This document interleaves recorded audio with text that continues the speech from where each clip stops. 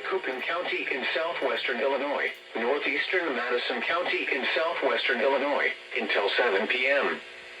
At 6:08 p.m., a severe thunderstorm was located over Dorsey, or near Befalto, moving east at 40 miles per hour. Expected hazards include 60 miles per hour wind gusts and quarter-size hail. This is a radar-indicated threat. The following impacts are expected. Hail damage to vehicles is expected. Expect wind damage to roofs, siding, and trees.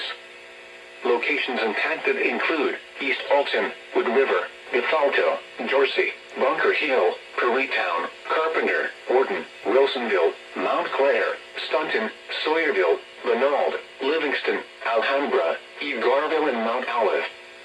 This includes Interstate 55 in Illinois between exits 30 and 44. Seek shelter inside a well-built structure and stay away from windows. The storm is capable of producing damaging winds and large hail.